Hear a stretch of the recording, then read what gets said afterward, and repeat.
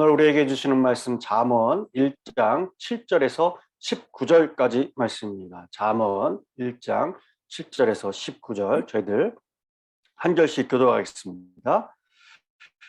여호와를 경외하는 것이 지식의 근본이거늘 미련한 자는 지혜와 훈계를 멸시하느니라. 내 아들아, 내 아비의 훈계를 들으며 내 어미의 법을 떠나지 말라. 이는 내 머리에 아름다운 관이요 내 목에 금 사슬이니라. 내 아들아, 악한 자가 너를 뺄지라도 따르지 말라. 그들이 내게 말하기를 우리와 함께 가자. 우리가 가만히 엎드렸다가 사람의 피를 흘리자.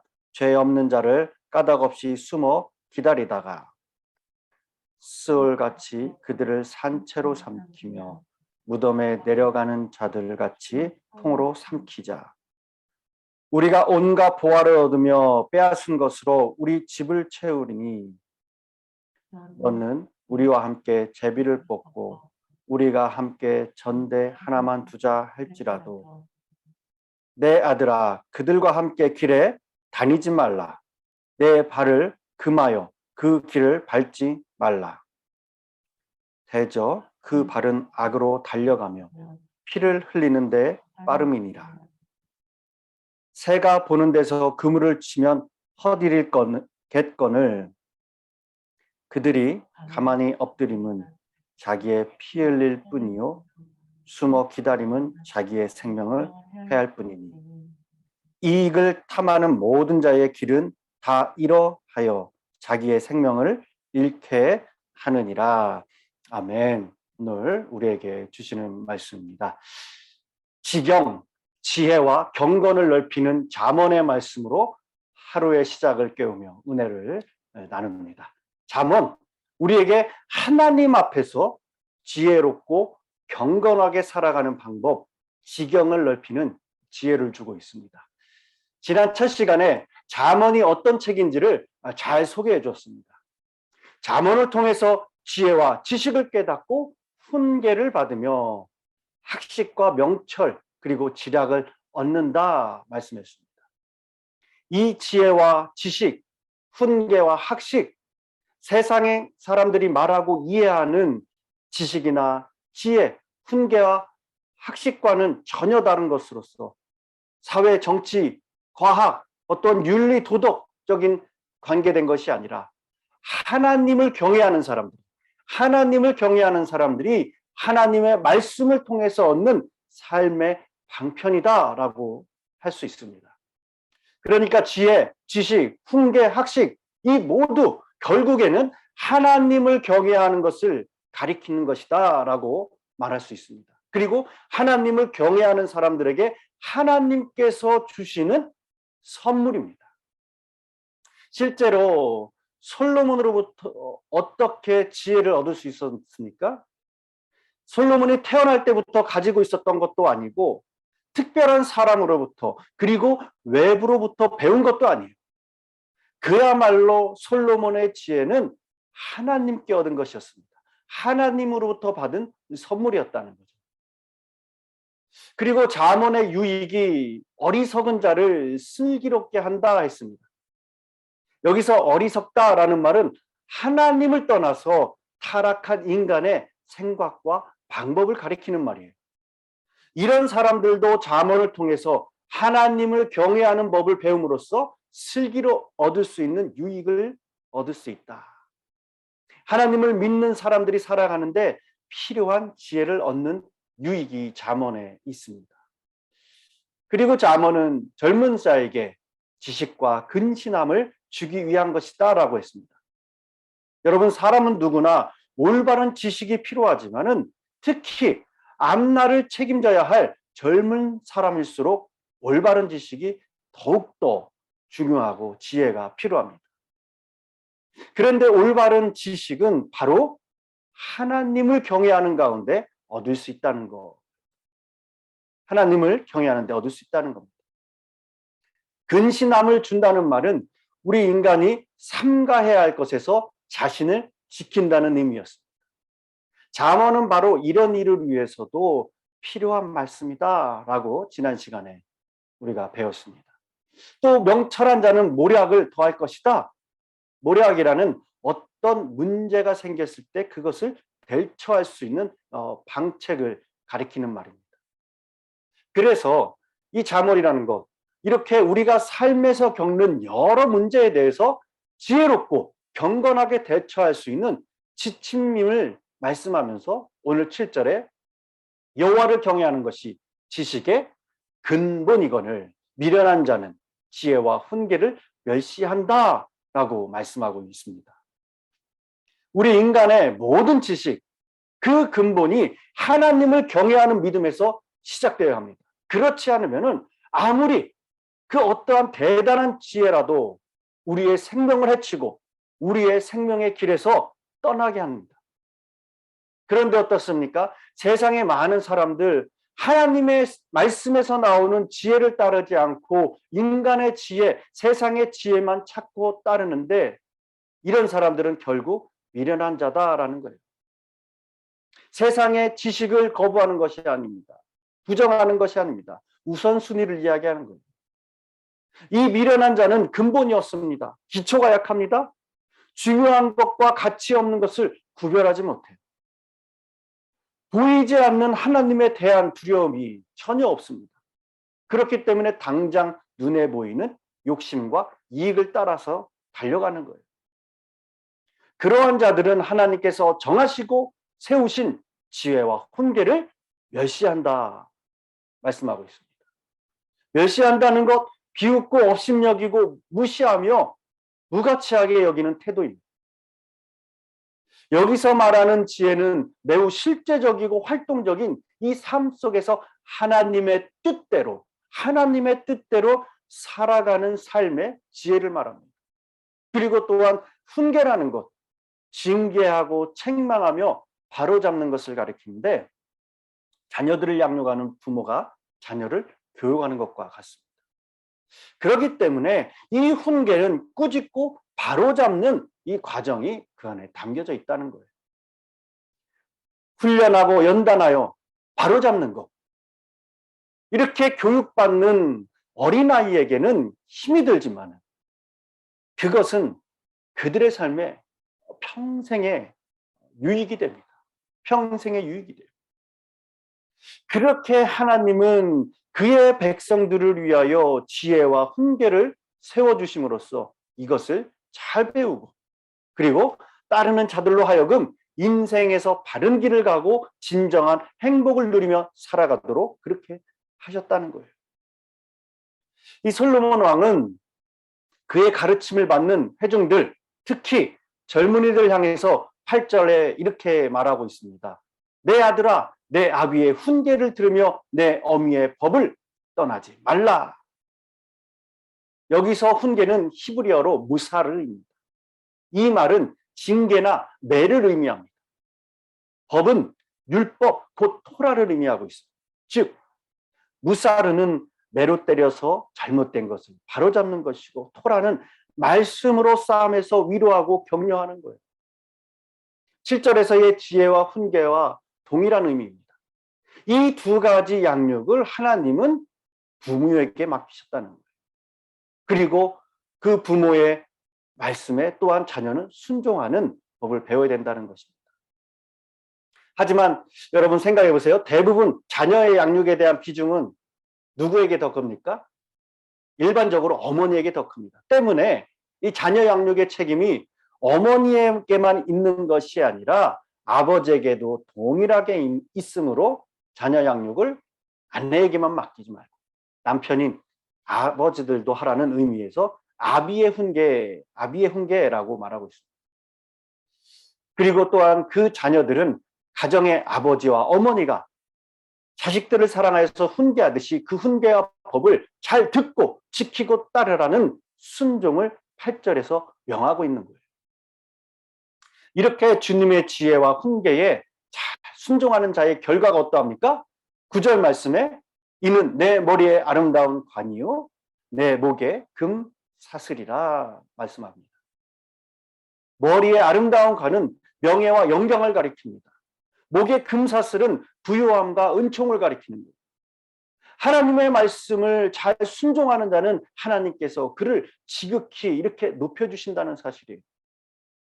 하나님께서 요셉을 지극히 훈련하시고 연단하였는데 그 모든 연단 과정 속에서 하나님을 변함없이 신뢰하고 경외함으로 그 훈련을 마쳤을 때 하나님은 그를 애굽의 국무총리가 되게 하셨어요.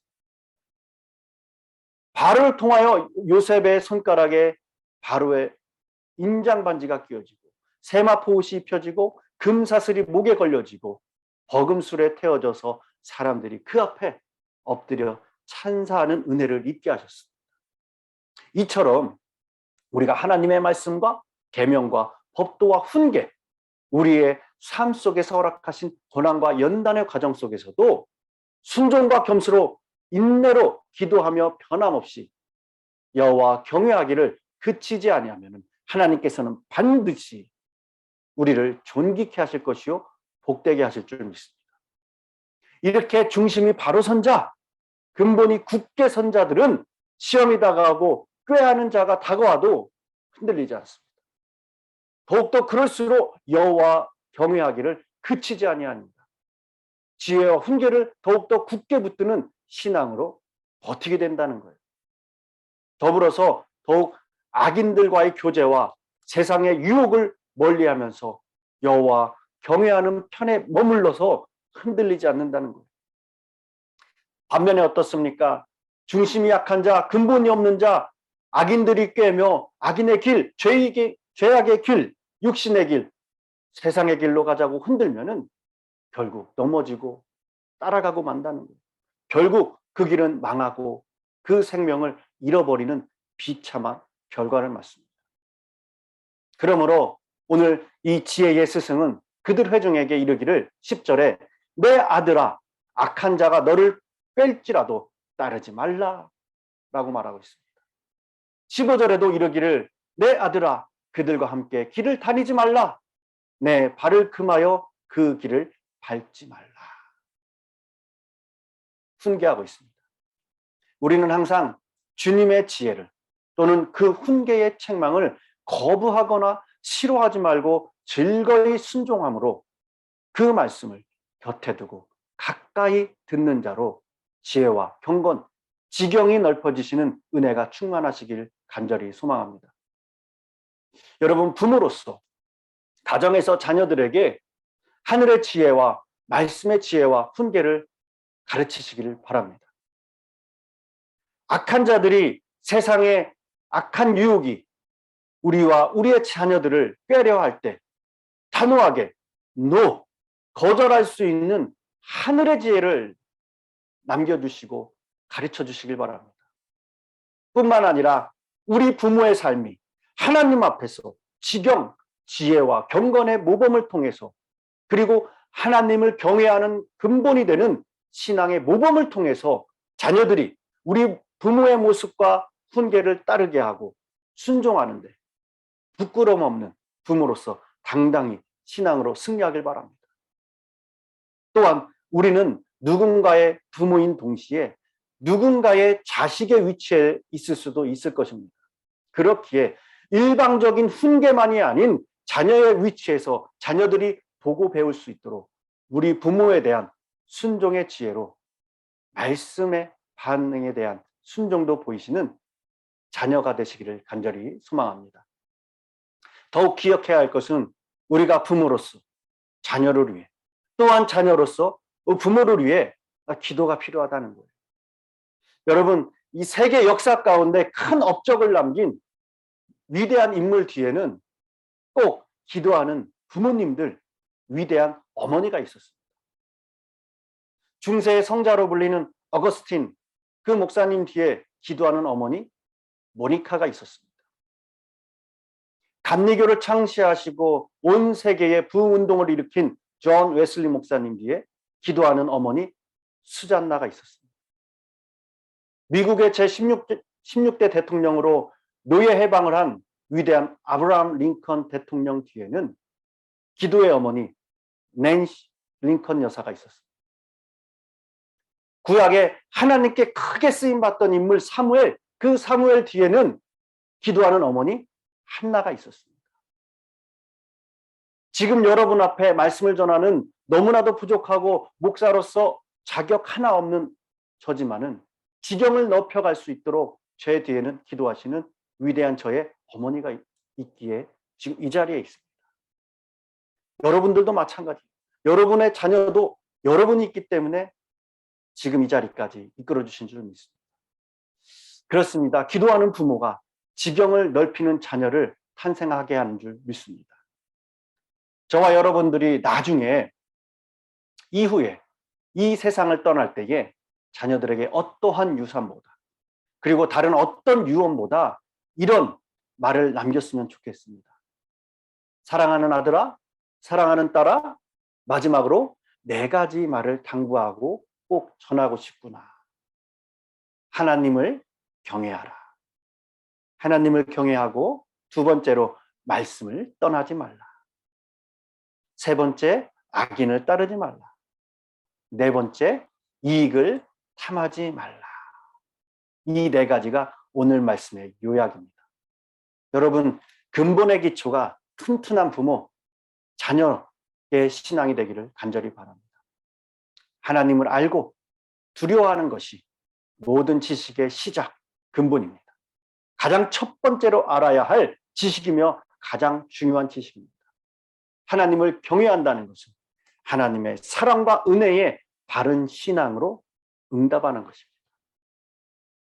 여러분, 하나님을 알지 못하면 그가 지으신 세상과 그 안의 모든 것에 대한 바른 지식을 절대로 가질 수 없는 것입니다. 그래서 여호와를 경외하는 것이 지식의 근본이라는 것은 당연합니다. 첫 번째 시간에 말씀드렸듯이 잠언, 바늘로 찌르는 말씀입니다. 오늘 말씀으로 큰 찔림이 있기를 원하며 그 내용에 귀 기울여서 미련한 자가 아니라 지혜로운 자가 되어서 하나님 안에서 하나님의 법과 말씀을 통해 이 세상과 하나님의 나라에서 지혜로운 자가 되시기를 간절히 축원합니다. 그래서 여러분과 또한 여러분 자녀 모두와 우리 가정이 여호와를 경외함으로 인해서 머리에 아름다운 관과 목에 금사슬로 장식이 되시는 복된 영광과 은혜가 넘치시는 저와 여러분의 믿음의 삶이 되기를 간절히 축원합니다. 기도하겠습니다. 사랑의 하나님, 오늘 우리의 신앙에 세상이나 사람을 두려워하는 마음이 아니라 우리를 창조하신, 나를 창조하신 하나님을 더욱 경외하는 마음과 우리의 신앙이 되기를 원합니다. 하나님을 경외함으로 그 말씀이 우리의 삶의 근본, 기초가 되어서 말씀을 떠나지 않고 악인을 따르지 않으며 이익을 탐하는 죄에서 자유함으로 더욱 복되고 주 앞에 정직하게 살아갈 수 있는 능력을 더하여 주시옵소서. 또한 부모로서 우리 자녀들에게 하나님의 진리의 말씀을 바르게 가르칠 수 있는 지혜와 지식을 더하여 주시고 그 가르침과 같은 삶을 살아내므로 선한 영향력을 끼쳐 위대한 신앙을 지닌 자녀들로 축복하여 주시고 하나님께 인정받고 세상에 존경받는 자녀들로 이끌어 주시옵소서. 우리 소명교회 세워주신 데 감사합니다. 또한 함께 하시는 우리 모든 성도님들 감사합니다. 주님, 우리 성도님들 가운데 마음의 아픔이 있어 또한 육신의 어려움이 있어 여러 가지 문제로 기도의 제목들이 있는 줄 믿습니다.